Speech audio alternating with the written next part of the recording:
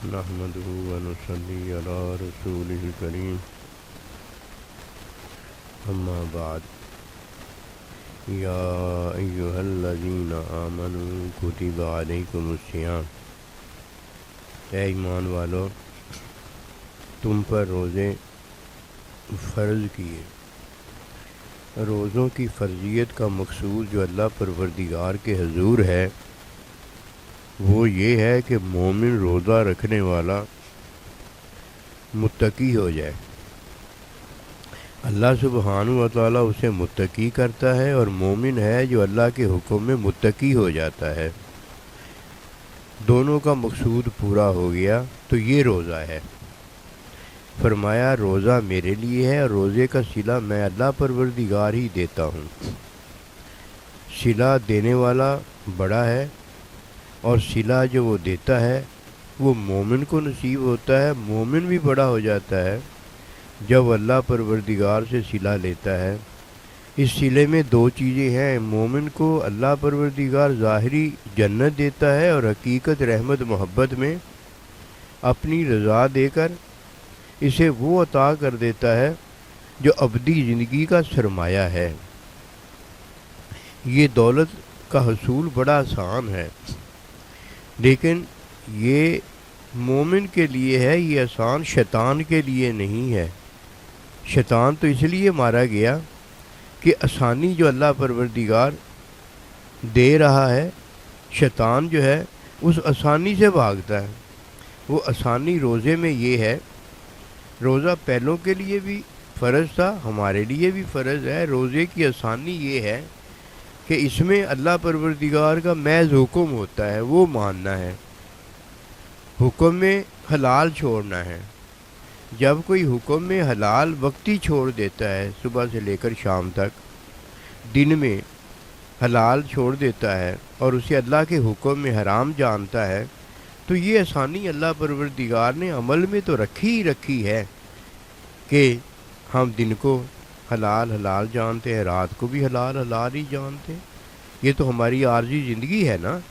جب کوئی عارضی زندگی کا کام کرتا ہے تو یہ مشکل نہیں ہوتا۔ اسی لیے تو دیکھیے نا، کوئی نہیں چاہتا عارضی زندگی جو ہے وہ میری ختم ہو جائے۔ عارضی زندگی کوئی نہیں چاہتا ختم ہو جائے، یہ تو وہی چاہتا ہے نا جسے عارضی زندگی میں اللہ ابدی زندگی دے دیتا ہے۔ اب اس کے پاس زندگی اونچی آ گئی ہے، اس لیے وہ عارضی زندگی کو کچھ نہیں جانتا، وہ جو جانتا ہے وہ اب ابدی زندگی کو جانتا ہے۔ عارضی زندگی میں اللہ سبحانہ وتعالیٰ رمضان المبارک کے روزے میں آسانی دیتا ہے، شیطانی سے منع کرتا ہے۔ شیطانی کیا ہے؟ میرا اور آپ کا عمل، اس میں جو اللہ نے حلال کر دیا ہے اسے دن کو حرام جاننا، یہ ایک عمل ہے۔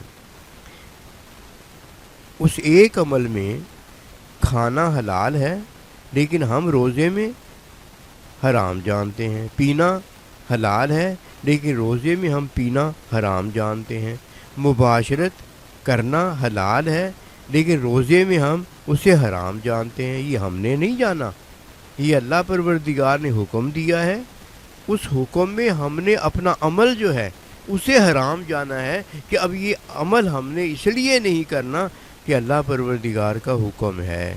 اب ہم نے کیا جانا ہے؟ اللہ کے حکم کو سارا کچھ جانا ہے۔ اللہ کا حکم ہی ہے جو حلال کر دیتا ہے، اللہ کا حکم ہی ہے جو حرام کر دیتا ہے۔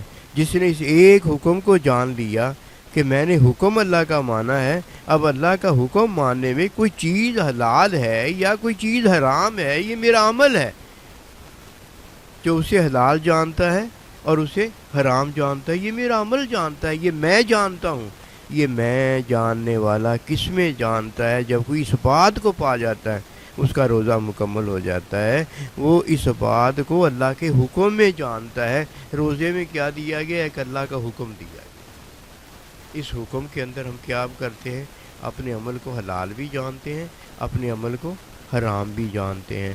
یہ ہے روزہ میں رکھتا ہوں، اور یہ روزہ رکھواتا کون ہے؟ یہ اللہ پروردگار رکھواتا ہے۔ جب روزہ میں رکھتا ہوں تو مہمان ہوتا ہوں، اور جب روزہ مجھے اللہ پروردگار رکھواتا ہے تو اللہ میرا مہمان میں اور اللہ میرا میزبان ہوتا ہے۔ جب تک یہ دو نہ ہوں مہمان نہ ہو میزبان نہیں ہوتا، اور میزبان نہ ہو تو مہمان بیچارے کا گزارا نہیں ہوتا۔ یہ گزارا ہم دونوں کا جو ہے اللہ سبحانہ و تعالیٰ نے اپنے حکم میں رکھ دیا ہے۔ جو اللہ کا حکم مان گیا اس کا روزہ مکمل ہو گیا، اور جس نے اللہ کا حکم نہیں مانا وہ شیطان ہو گیا۔ شیطان جو ہے قیامت تک شیطان ہی رہتا ہے۔ اللہ کا حکم نہ ماننے والا عارضی زندگی کے اندر اگر اللہ کا حکم ماننے لگ جاتا ہے تو توبہ بھی قبول ہو جاتی ہے، توبہ بھی قبول ہو جاتی ہے، روزہ بھی قبول ہو جاتا ہے۔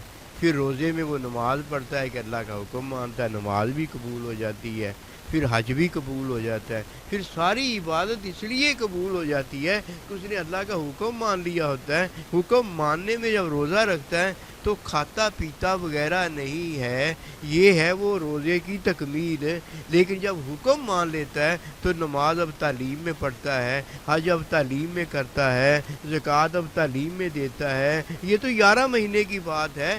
ایک مہینہ رمضان المبارک جو ہے اس میں تو صرف میں ہوں اور میرا اللہ ہے، اس کا حکم ہے، میرا عمل ہے۔ وما توفیقی الا باللہ۔ اللہم صل